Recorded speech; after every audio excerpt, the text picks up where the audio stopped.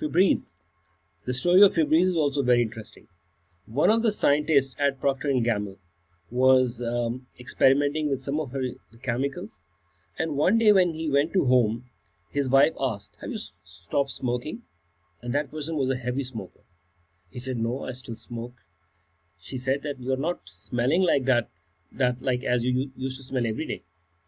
So the person was very surprised. So the next day he analyzed what he was doing, and he identified that at that day he was working with a particular chemical.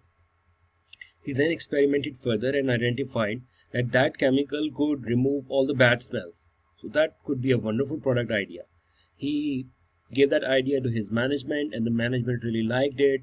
They put in place a big budget to launch that product. But when that product was launched, the sales did not pick up. The stacks and stacks of product were lying in the stores and no one was buying them. What do you think could be the reason for that?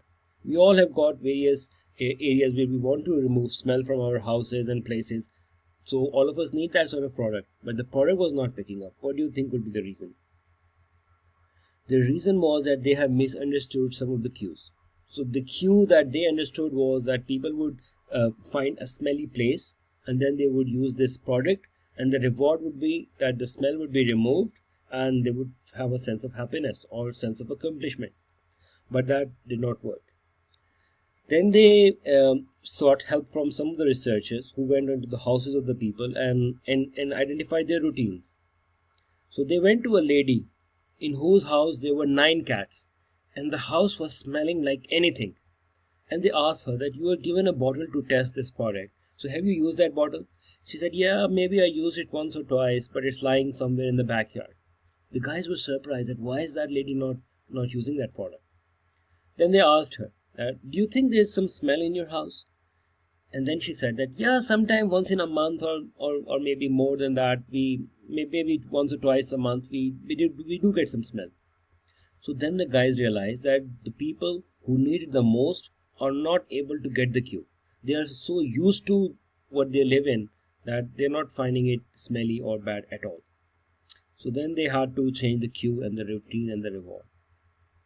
So the guys identified, they recorded a number of households and identified that women, when they see like dirty houses, they get upset. They clean their houses, and once they clean, they feel very happy. So they thought that let us put this into their existing routine. So they said that this product would leave some good smell in your house once you are done with the product, once you are done with the cleaning. So they introduced this product and the sales did pick up. Why? Because they immersed that thing into their existing routine, into the existing routine of the ladies. So now they used to clean their house, and after cleaning they used to spray Febreze, and then they could immediately smell it. So that reward was there. That good smell they could immediately feel, and that was their reward. So this is how they increase the sale of that product. What they have done in this case is that they have added a new routine into an existing one. In this case, in the case of Pepsodent, they had introduced a new habit, new cue, new routine, and new reward. However, in the case of Febreze, they have added a new routine into an existing one. So there are various ways of creating routines.